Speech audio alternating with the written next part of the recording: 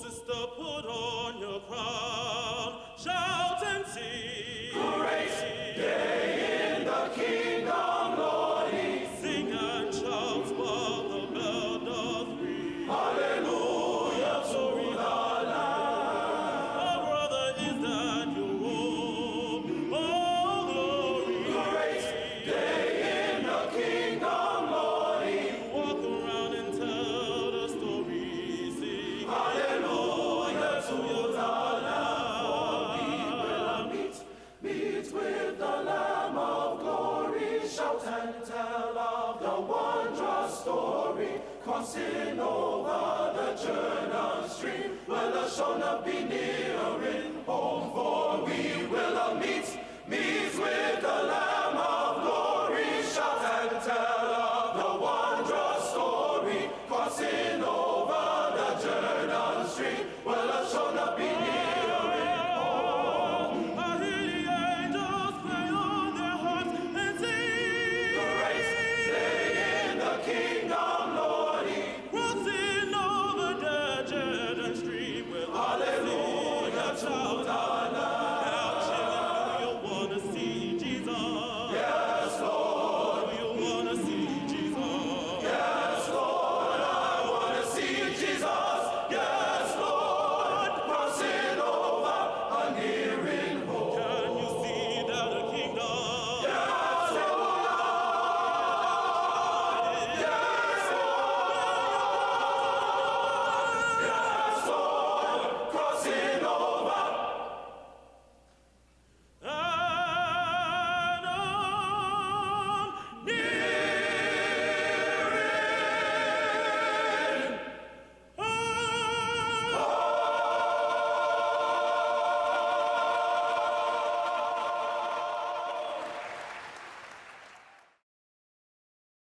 To kind of understand why it was founded, you have to understand where it was founded. And so it was founded in upstate New York at Cornell University by 7 black men. The founders, as we like to call them, are the Jewels, and those are Dr. Henrietta Callis, Charles Henry Chapman, Eugene King Jones, George Biddle Kelly, Nathaniel Allison Murray, Robert Harold Ogle, and Vernon Winston Tandy.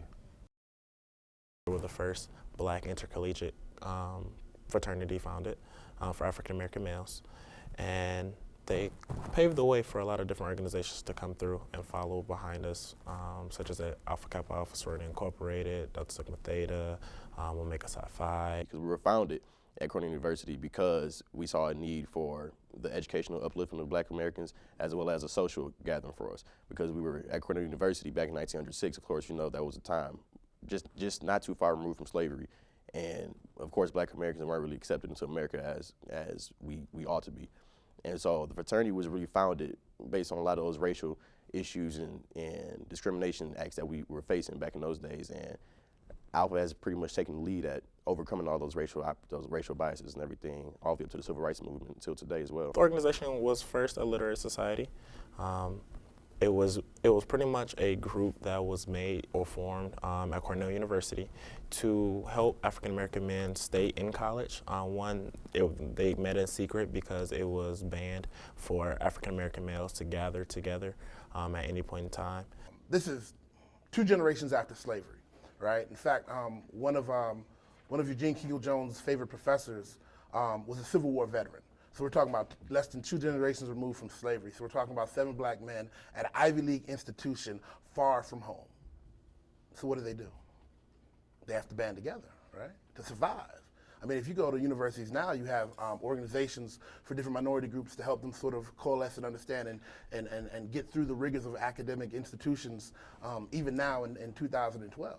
So imagine the pressure they had being black men at an Ivy League college in 1906. So some of the national programs, you have go to high school, go to college. Which is a program where we talk to high school students and pretty much just empower them on, going to college, the importance of going to college. You really try to give back more so to areas where you find people that don't really have, that motivation to go to college, or they don't really feel the need. You have Project Alpha. MBK, which is My Brother's Keeper, which I feel like will bring promising results for a lot of those young kids. This tradition of manly deeds, scholarship, and love for all mankind.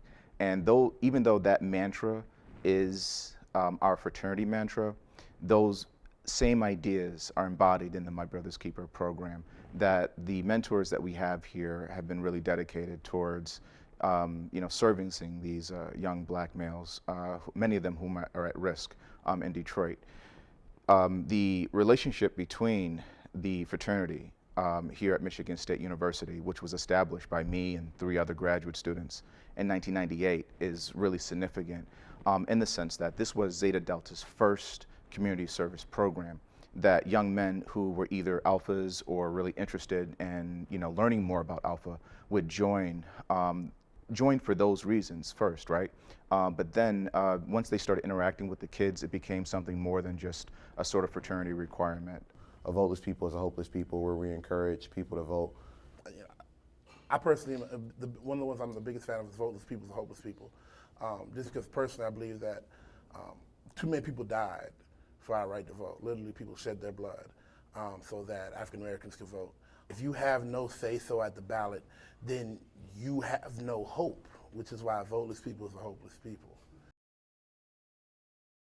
If you look at the list of notable members of Alpha Alpha, no one comes close. No one comes close to the list of members, the pedigree that we have. Oh man, notable members. Sheesh. Probably the most notable, Dr. Martin Luther King Jr. from Sigma chapter in Boston University. Martin Luther King Jr., a lot of people don't know that he's not an honorary member. He was initiated through Sigma chapter.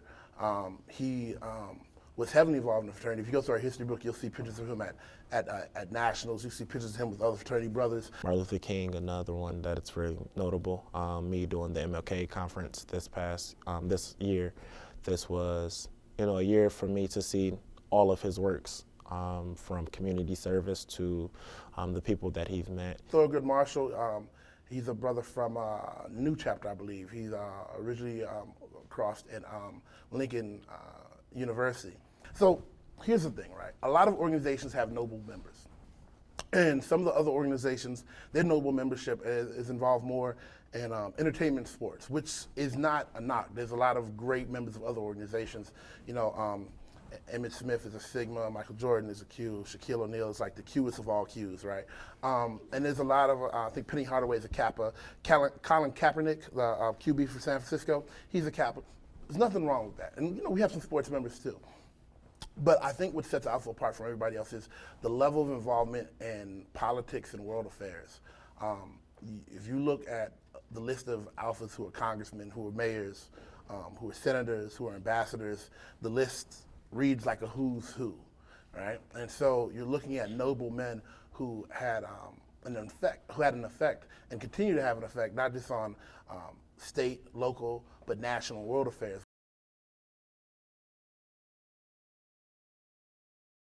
Our aims are mainly deeds, scholarship, and love for all mankind. And our motto is, first of all, servants of all, we shall transcend all. And our motto, what it really means to me is that it's telling you that, first of all, we're servants to others. We're serving the community. That's what we're really based on, serving the community and helping uplift others around us, especially in the African American community. Because we're not only solely focused on, one race, one particular gender group or type. We focus on humanity as a whole. So love for all mankind to me and for my organization is pretty much the service to the world. Like, we're a global organization. So we focus on things that go on in Africa, Haiti, Japan, and the United States. Clear! Breathe!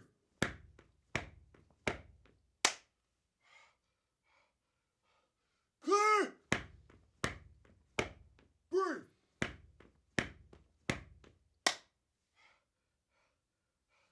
Clear!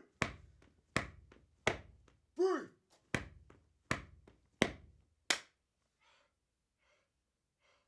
Clear!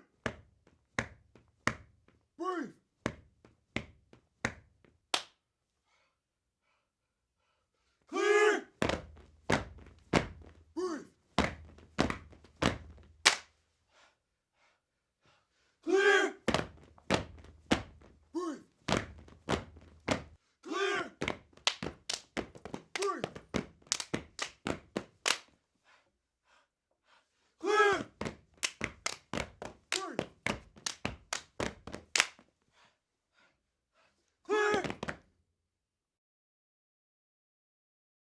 becoming an alpha, you know, you represent more than just yourself.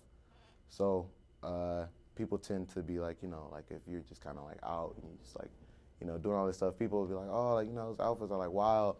And that's not something that, you know, you really want your org to represent. You know, you want people to view your org on a higher pedestal of greatness. You have to have outstanding character in the man of your word, because if your integrity is tarnished, then what do you have? You have nothing. So alpha is really, that's what we instill in every newly initiated member. It's just your integrity, and your brand is everything. Whether it's on social media, whether it's organizational work, whether it's your work within the chapter, you have to have a good integrity to just be a better person in life. Stepping originated from an African group called the gumboot dancers, the gumboot steppers. They were like, they used these boots, gum boots. They were like working in the mines, and they used it to communicate to each other because they couldn't talk. I can't remember the exact reason, but for whatever was going on at the time, they couldn't talk while they were in the mines. They couldn't speak to each other. So they would step and use like the boots and use the sounds to communicate with each other. And that's kind of how the whole idea of stepping kind of originated from the gumboot steppers. As a Black Greek, I feel that stepping is another, besides the strong historical roots that our organizations have, what stepping is another thing that kind of revitalizes the Africanness that we have, and that's what we trying to really keep hold to. Just something, because besides history, because you can read a book all the time, but like just physically doing something that your ancestors did is kind of it's great, you know, because like, okay, my ancestors, it's something that I can relate to, or something that's attainable that my predecessors did in the past. It's heritage, because it's something that is rooted deep with like in African American history. And when Black Greek letter organizations came about, I feel like it was brought in to kind of like just pay homage, and now it's kind of turned into a more social thing. So a lot of people really don't know like where it started or why we still do it, and now it's just like a tradition. Within the Black Greek community, we're often perceived as gangs because, like most gangs, you know, they have colors, they rep hand signs and things of that nature. But within the Black Greek community, it's not like that. Yeah, you probably have a lot of men who are aggressive, and I feel like that's just in our nature to be, you know, alpha males, not just alpha phi alpha in general, but just males in general, just be an alpha male, just be aggressive. But from the outside, you might look like that, but if you look within, we're much more than that, especially with Alpha Phi Alpha. We are a well-rounded organization. We don't just step. We don't just do community service. We do everything. We do community service, we do stuff, we do social things, because you need that. That's all, especially in college life, you need all those different types of items to do well in life. You just can't be one-sided, because that's just not how life works. You need to be well-rounded as possible to reach out to more people and to be a better representation of yourself and the organization that you might represent. I think particularly the misconceptions and stereotypes come from the non-Black community. I think that, like historically Black colleges and universities, I think the Black Greek community has always faced a significant challenge in reaching the non-Black community and truly creating awareness among that community about what we truly do and how valuable our organizations are to all mankind, but particular to communities of color.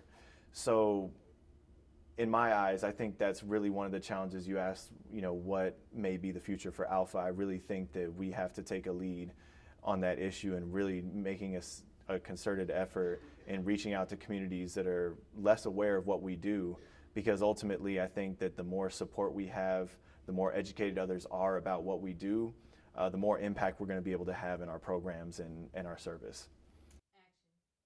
I thank God for my AT.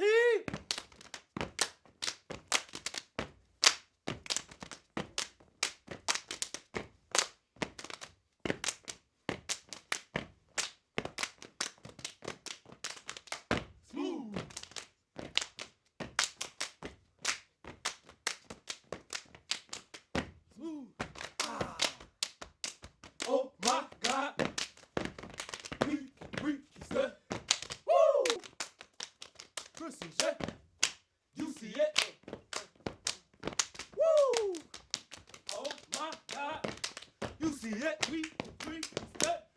Woo! Oh my God. You see it, we step. Hey, what, hey.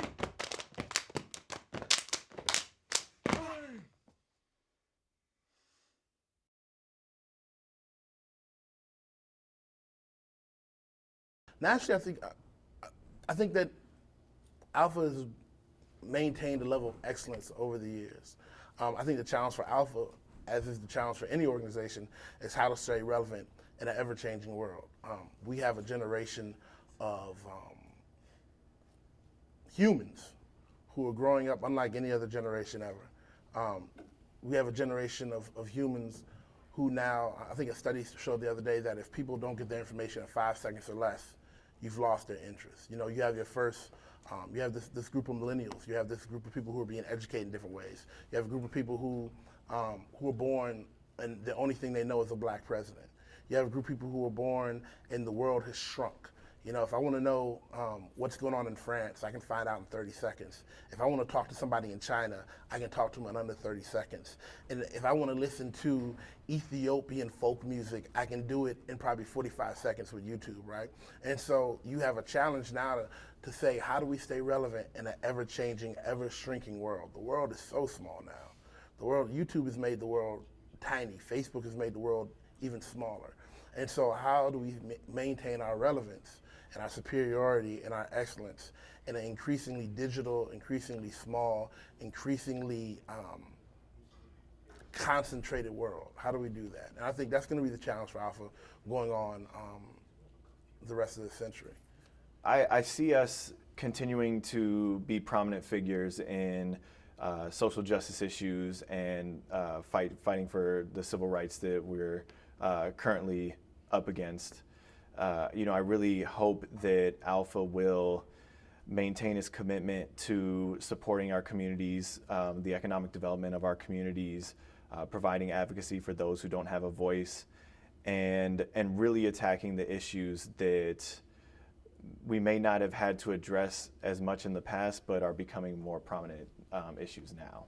So if you look over the years, what Alpha Alpha has done within the black community, whether it's mentoring, whether it's scholarships, whether it's programming, whether it's voting, whether it's politics, whether it's representation in Congress, whether it's representation at the local and state level, everything they've done, I think the main role of Alpha Alpha is to help the betterment of the black community. And I think they've done a phenomenal job at that. I would argue that all the organizations, the Black Greek organizations, their main goal is for the uplift of the black community.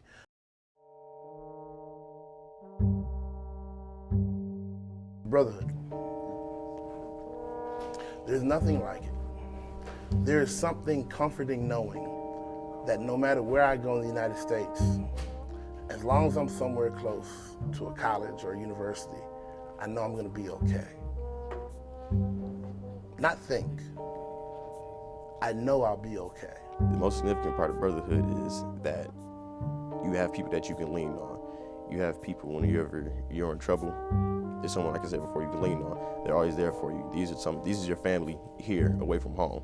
And as well when you get home, they're still your family. We invite them into our own homes, and then we have dinners as well and everything together. Brotherhood to me, yeah, it's a big problem. I've had brothers before. I did have brothers, so I can't say come to the fraternity. My first goal was not to find a brotherhood, but through joining the fraternity, I have found it with 10 of my line brothers as well as the rest of my chapter. I'd wish it for everybody if they could. You know, that's a great feeling. I can't wait for my son. You know, I'm counting down the days. My brother became an Alpha. My brother joined the organization in 06. You know, it was beautiful to see my brother become my brother. You know, it's that other connection there. And so it's a wonderful thing. Bar none, the greatest thing about it is the brotherhood. You know, there are great networking opportunities. There are great mentorship opportunities. There's great opportunities to give back to the community. But at the end of the day, it's that brotherhood that sets us apart from everything else. You know, I could join the NAACP and give back to the community. You know, I'm working on, I'm in the third year of a PhD program.